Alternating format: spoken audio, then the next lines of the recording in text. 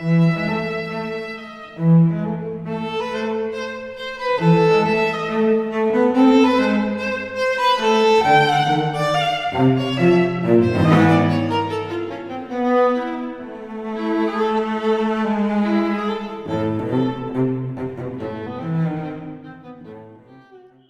Mark Ludwig, director of the Terezin Music Foundation.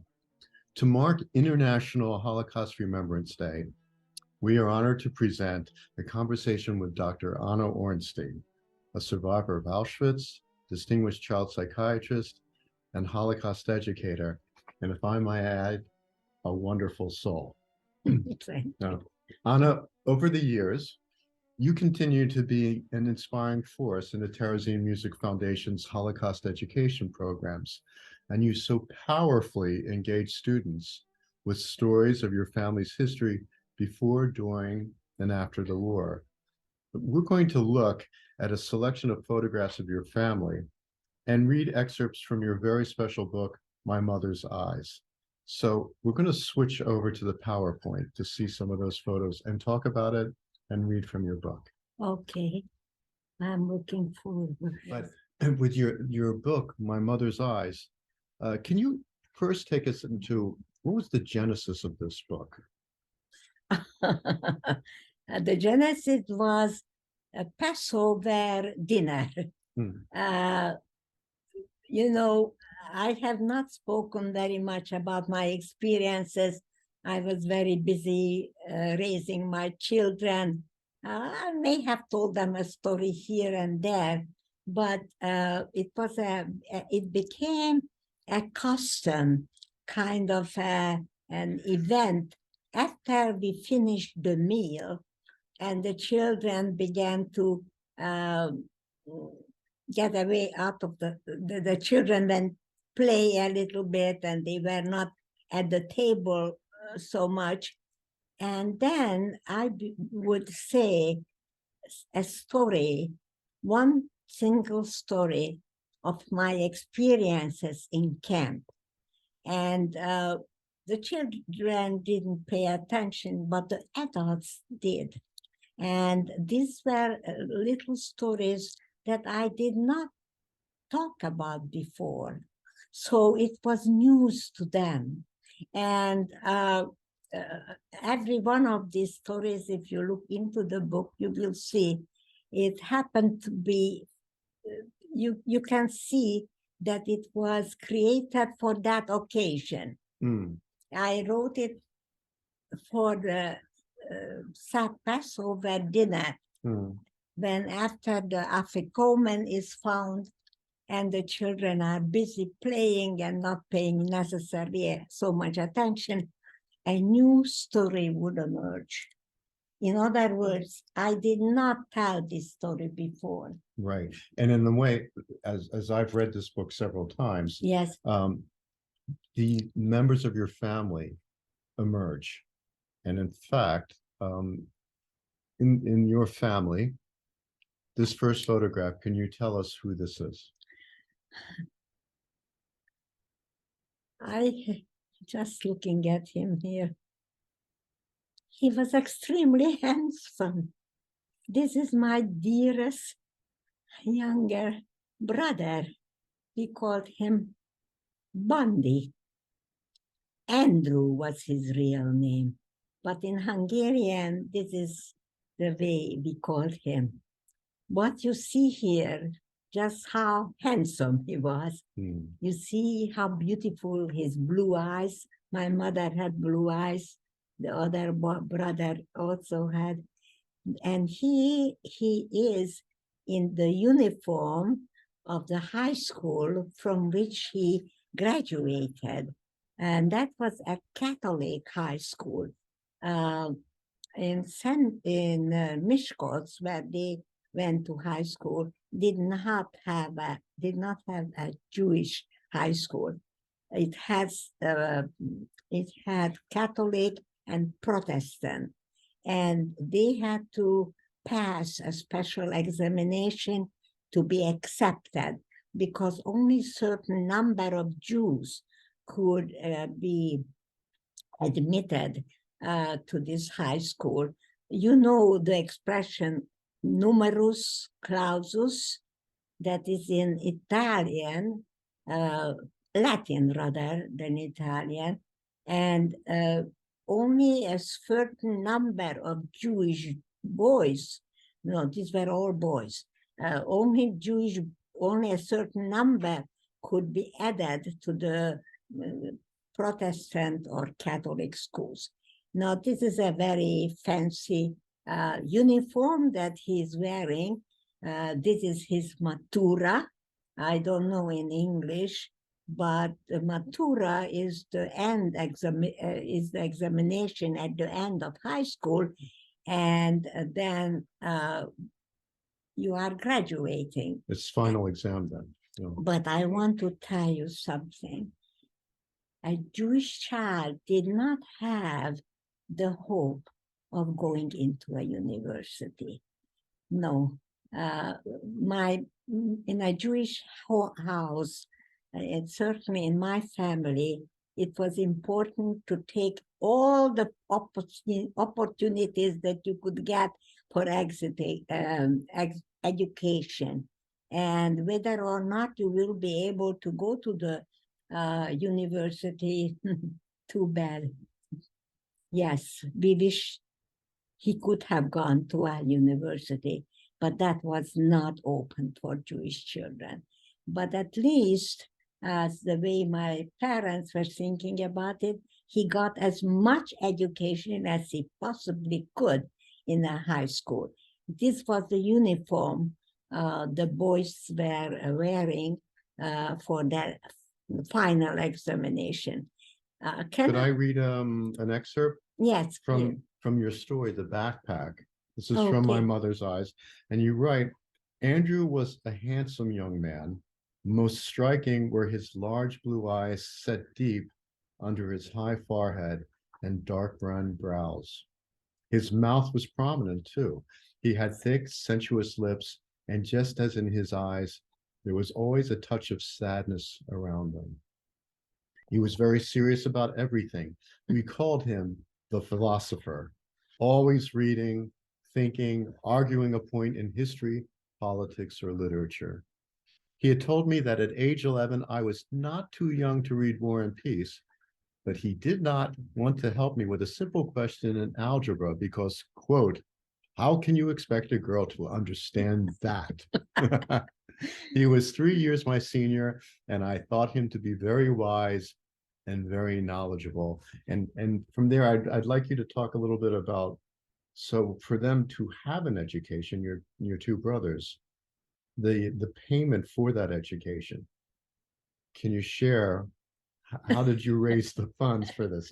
I'm leading you along a little bit, but no, you know, my two brothers, they lived in Miskolc, in the small, it's a township. I shouldn't say small. Was bigger than Sandra, where I grew up, and so the boys went to Miskolc in order to attend these high schools. This brother, the Catholic high school, and the other brother, Protestant high school. We will talk maybe later about my other brother. But this brother, he was very studious and reading all the time. For him to go to a high school and to pass the examination was not a big deal. He was very bright and very able to pass those examinations. And also the matura. I don't know, do the Americans use that word, matura? In a sense, but what I think would be interesting for our viewers, how did your parents pay for their education? Yeah, I'm sorry. You should have. You asked me that first, and the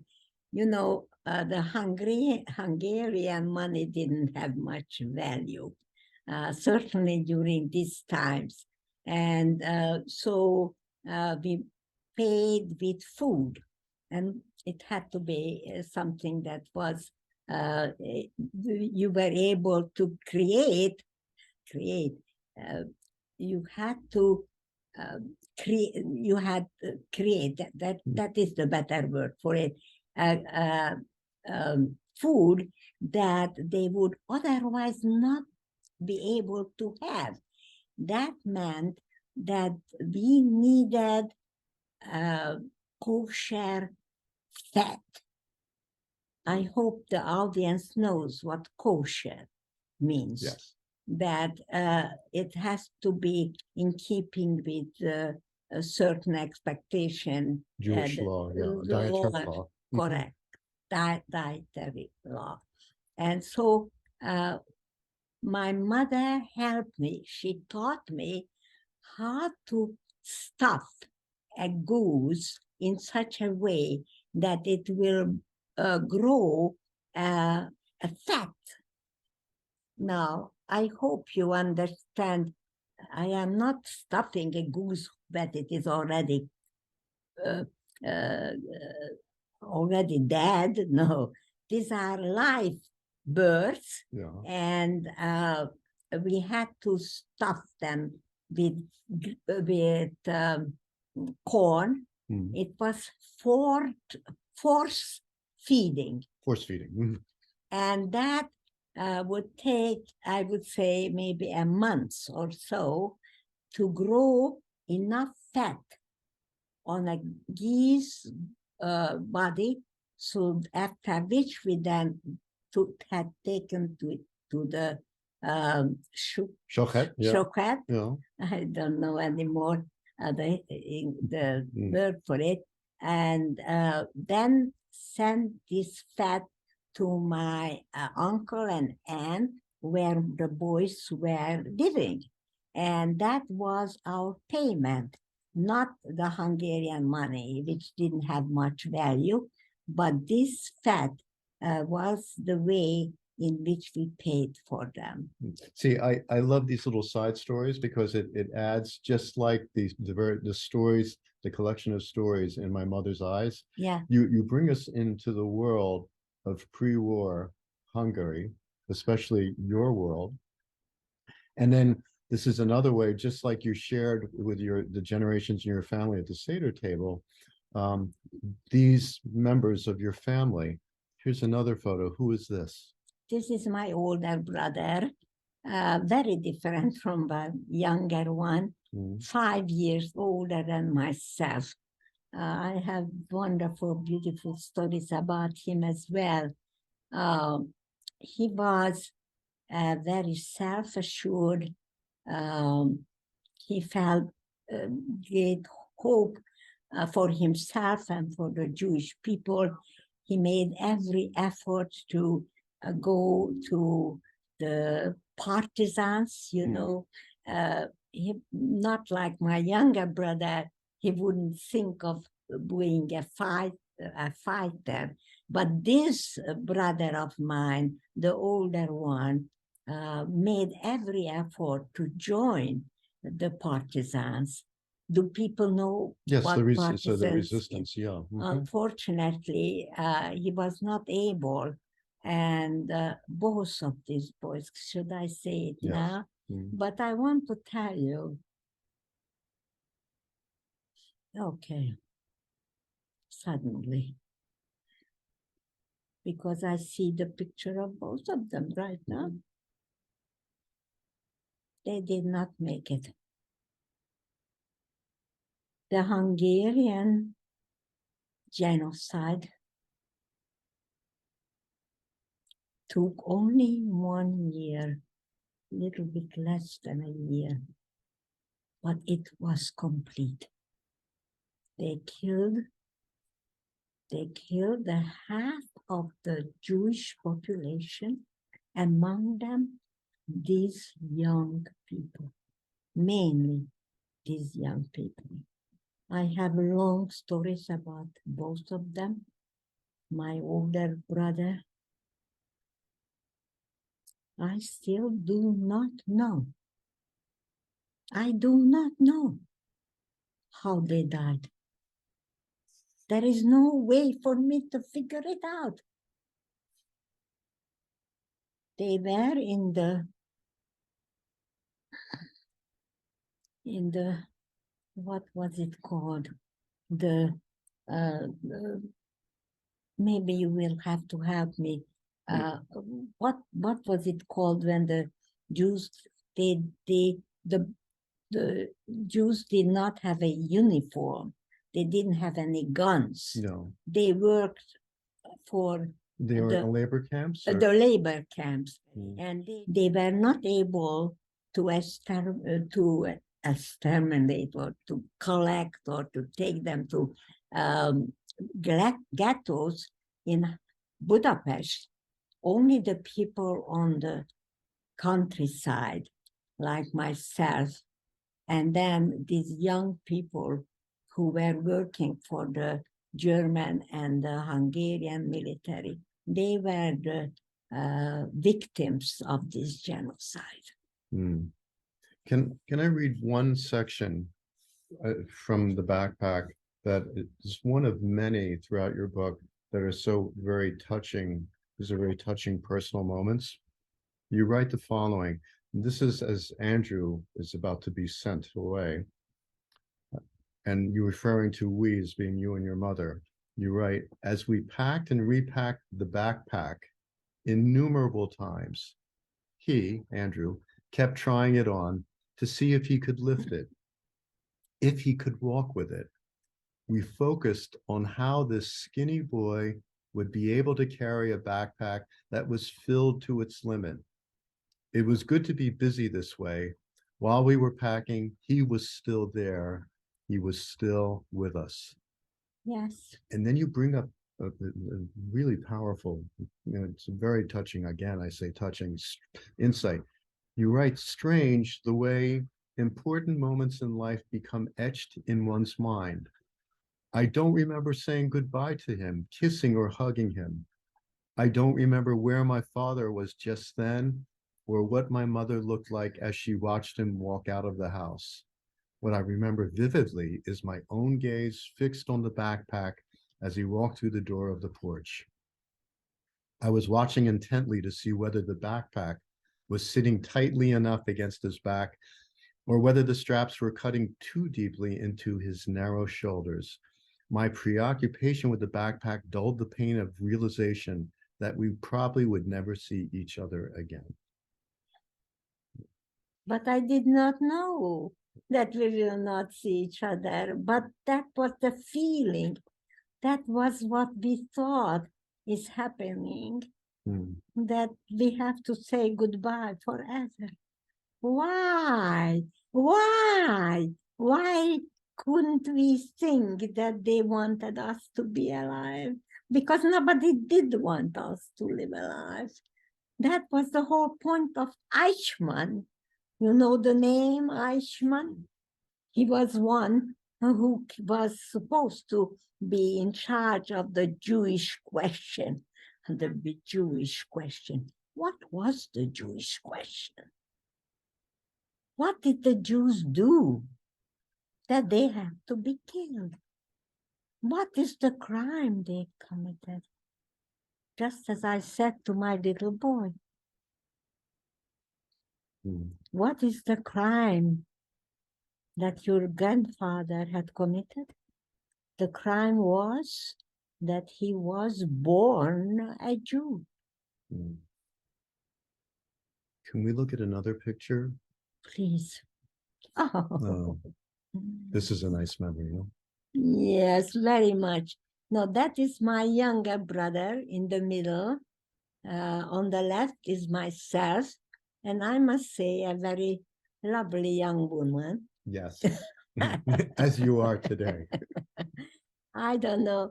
The other young woman was one of the daughters. That man had four daughters, and we visit.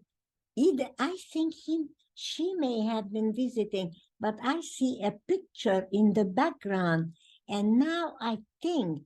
At first, I thought maybe we visited them, but maybe she came to visit me. But I really don't remember. There were four girls, and the father was teaching Hebrew she was a Malamud. Oh, Milan. Malamud. Mhm. Yeah, the father was, and this was one of the daughters, and in the middle is my brother, and then next to my brother is myself.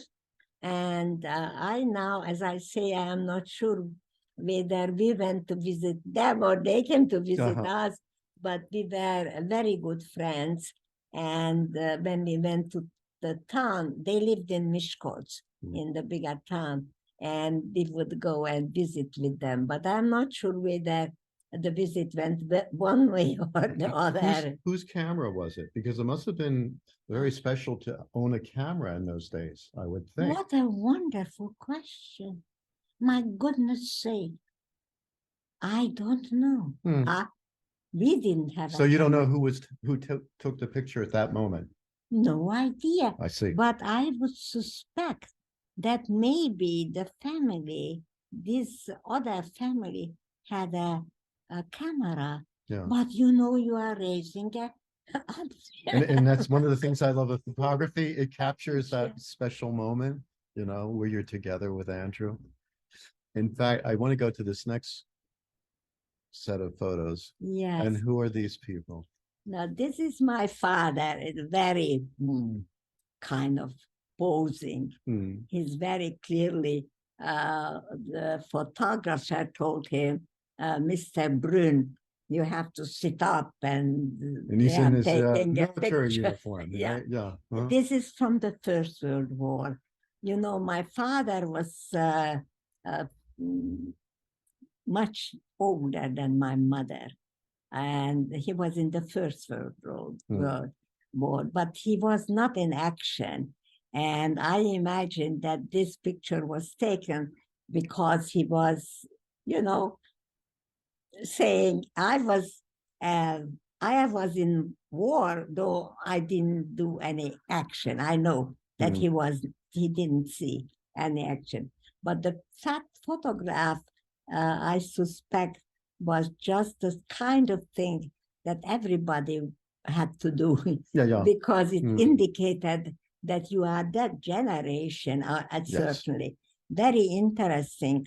The picture is of my mother when she was a young woman, and very interesting. But that will take us in another direction.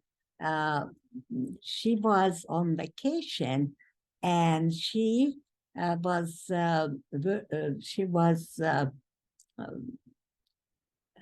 who was it? She was visiting. She was visiting an uncle who, in turn, was related to Paul Ornstein.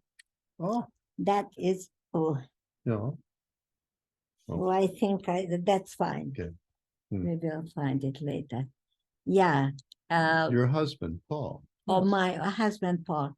This was not a blood-related thing, but the family knew each other.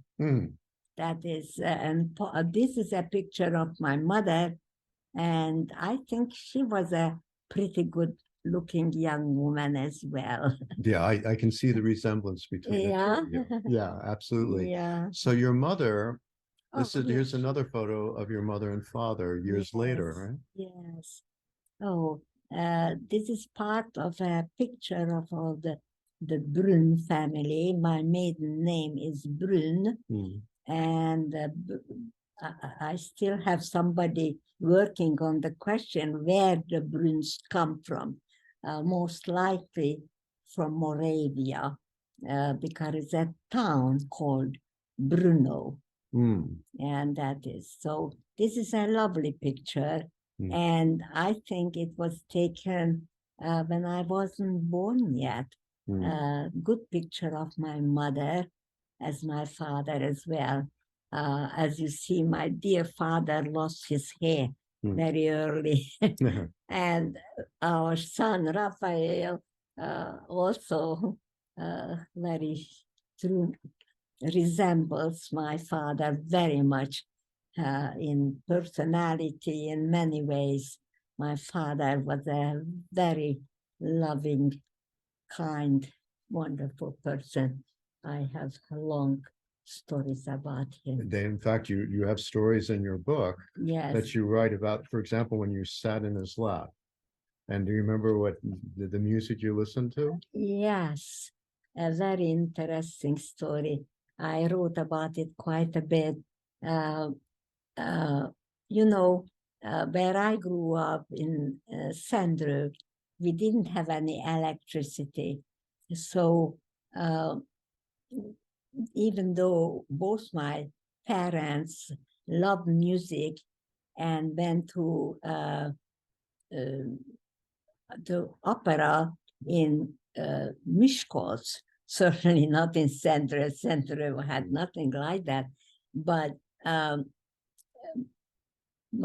both my brothers loved music, and whenever they had an opportunity, they would go and listen to concerts and so. And what happened, I think you are referring that a moment when when I was in my father's lap. I remember that very clearly, and he was humming, making uh, he was humming a little music. I did not know from where or what, but uh, then much later in my life, much later, I found out that it was a song from an opera, Per Gund. And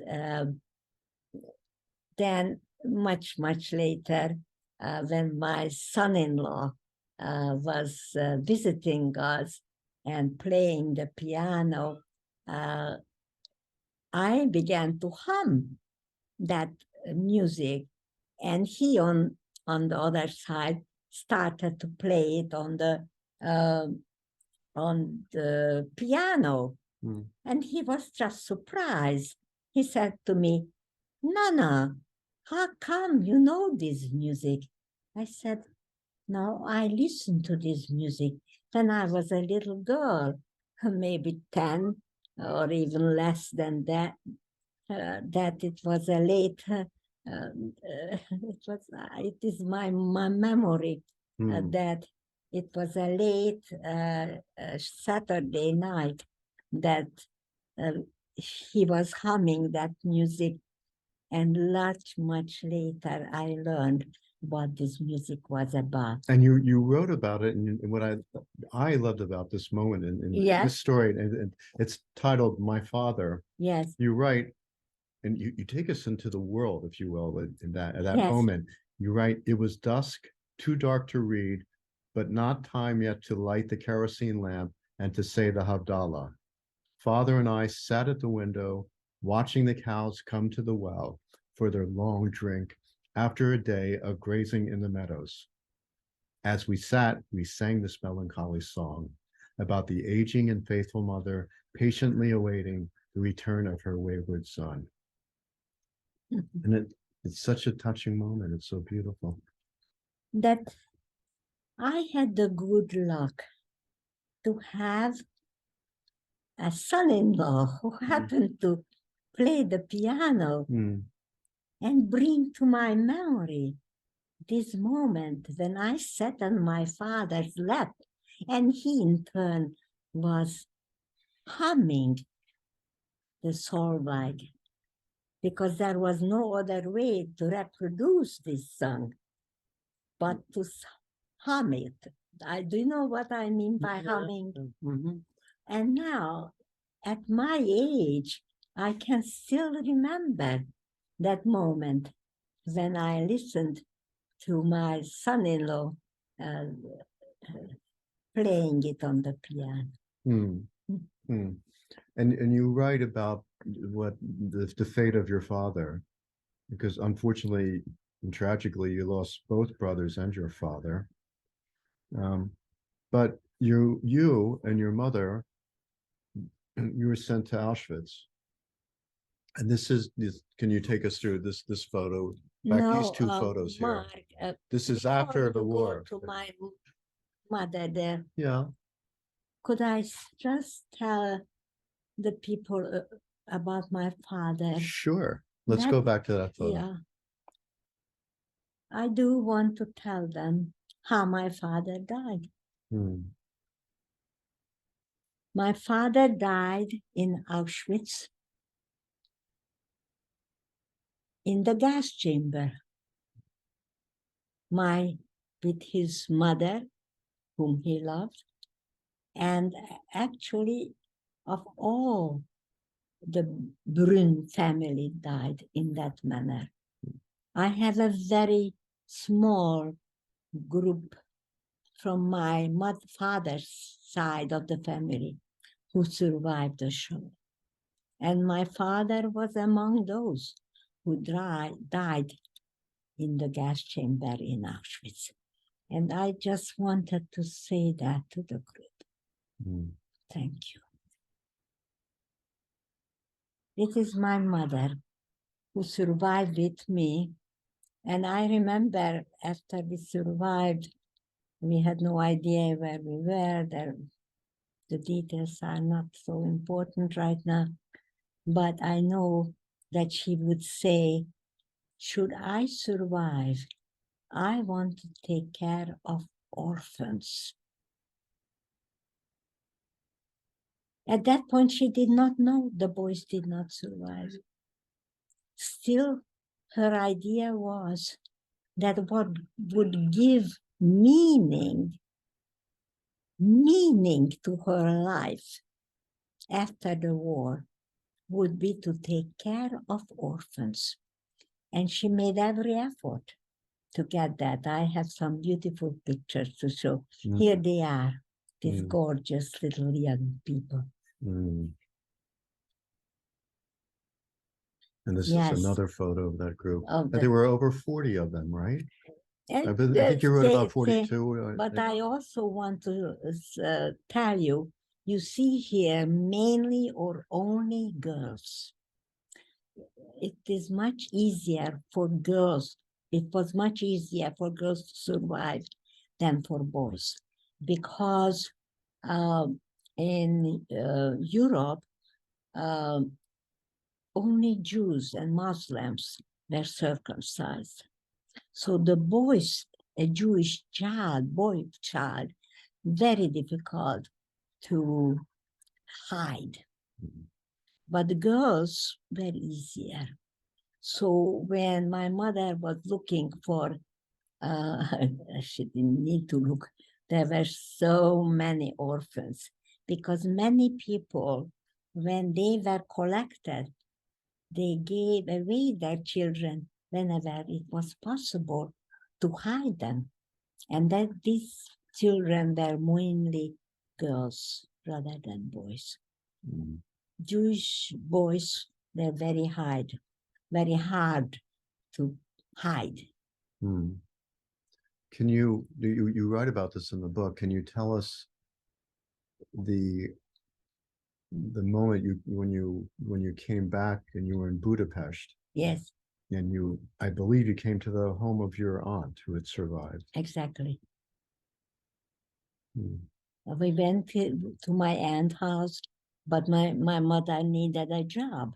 And that is the job she got. And that was a very important job, because she said that will give meaning to her survival if she could take care of orphans.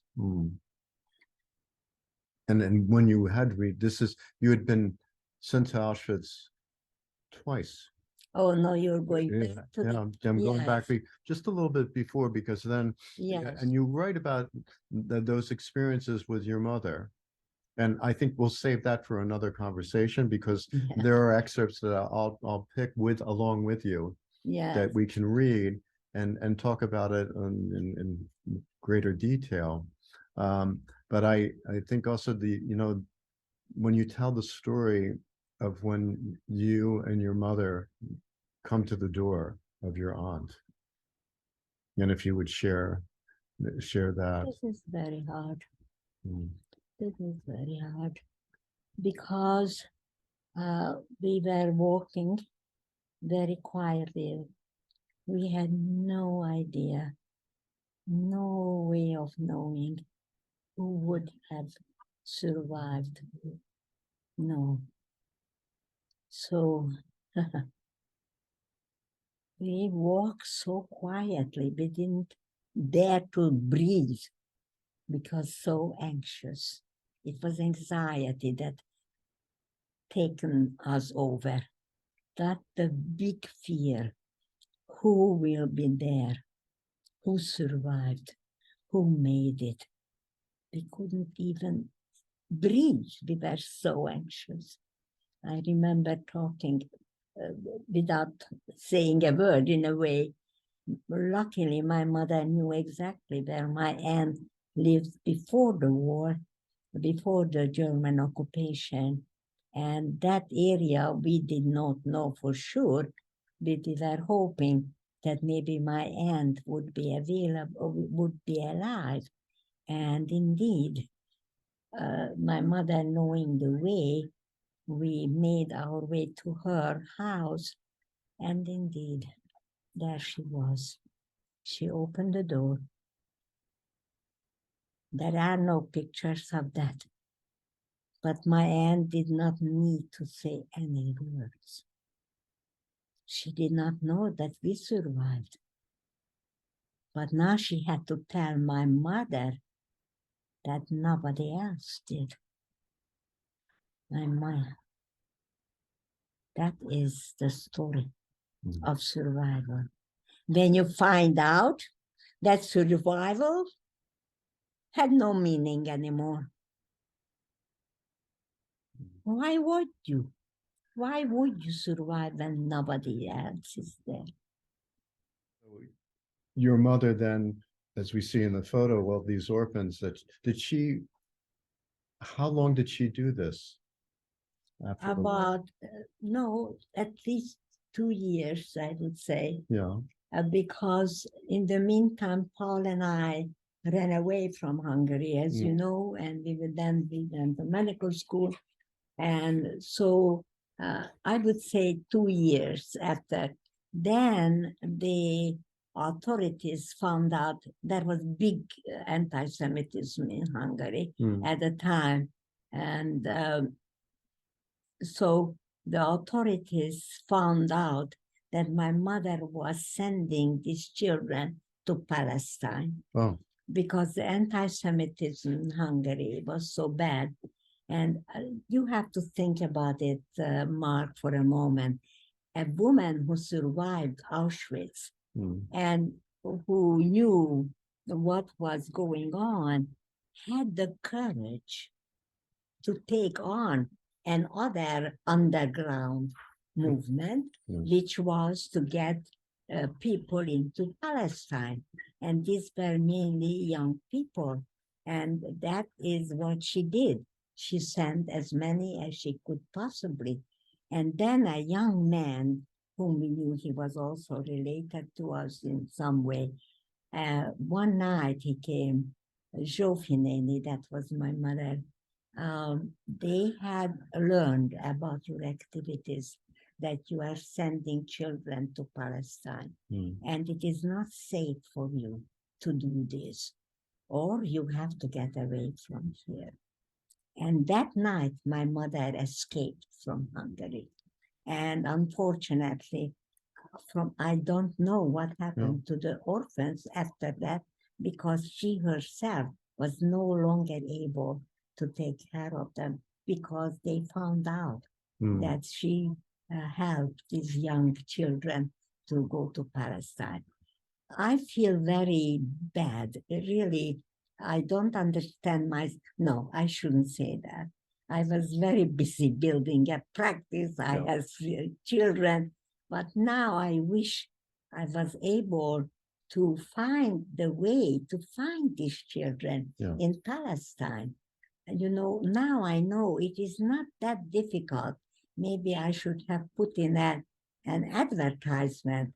Do you remember, or were you in the orphanage and such and such? And so I wonder, like, if we, like some of these photos I just put up, in fact, we go back here, yes, if it's possible, but if it's possible that getting it into the media in At Israel, time, if any of these people would recognize your mother, her name her name as well, and yeah, also and the seeing the face, place. yeah.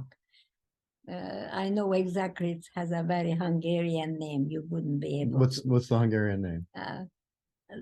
I cannot even remember it, but I know how to write it and how to see it. Okay. But yes, it would be. How do you tell do you know how I to spell it? want- Do you know how to spell it? I know how to write it, sure. Okay. Yeah. But I want to tell you something. I Yeah. was extremely angry when I was in Budapest the last time.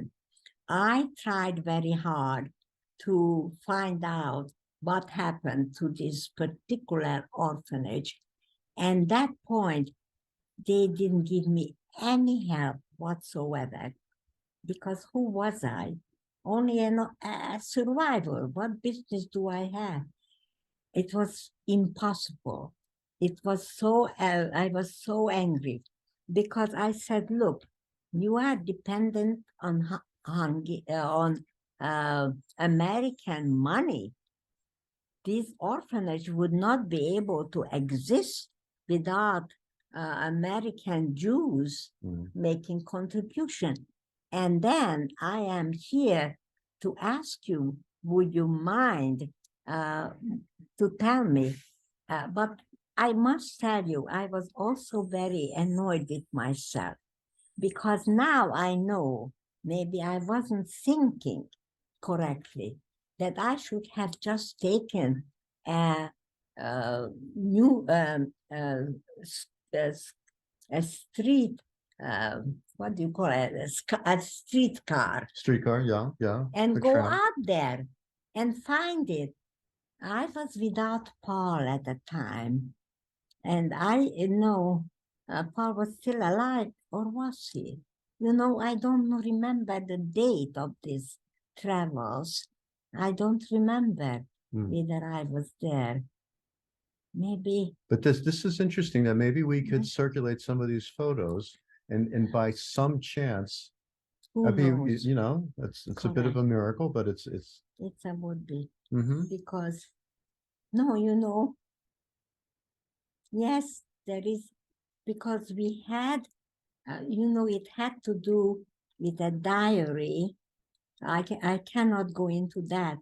Paul's sister died in a bombing raid, and in Budapest, and her diary was found. And then, luckily, the diary is written in Hungarian. And how many people do you know who would find a diary and say, what language? But a Hungarian got fascinated by this. This diary of Paul's sister was eventually translated into English. I have to take this whole story to my children and see what we can do when they travel to Israel. I want to ask you, some of these photos that we've been looking at, yes, how they survived. Oh, and my all goodness. the other photos that you have Correct. of family members. No, many of them survived because of Paul's father. And, Paul's father also had a diary, and that diary is now available in the museum in Washington. Oh, the U.S. Holocaust Museum? Yes, Memorial yes, Museum. on their Ornstein. I don't know my name. Ornstein Lajos diary. Yeah. They were extremely excited when they got that diary. But these photos that we're looking at, how did they survive? Did you have them with you? By then, no, these are already after the war. Well, but these are after, but the photos of, like, we looked at your brothers and your mother and father before the war, those that we looked at. No, they each had a separate story.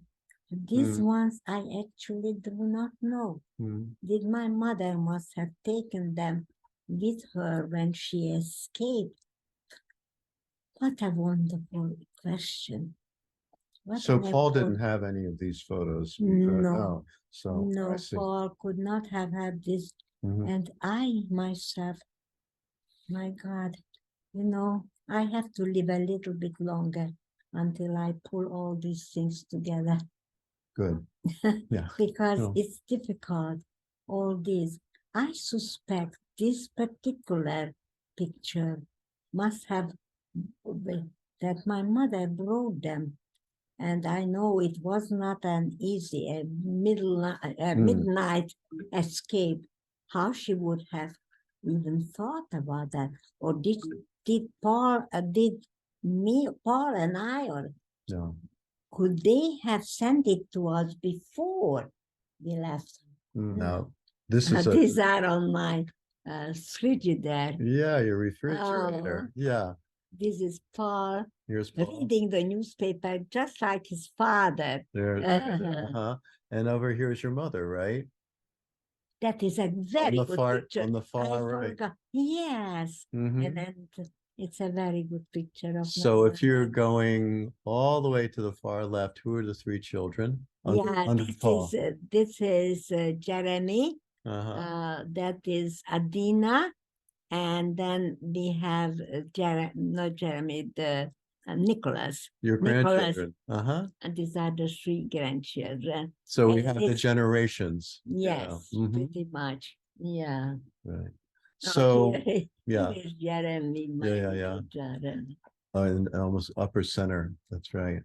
So on this day of Holocaust Remembrance, International Holocaust Remembrance, as you've shared some really poignant memories, is there something you'd want to share with us of what to learn, what to carry with us, what to carry on? Because you certainly want to carry on your family history as you did through your book and as you go into the schools.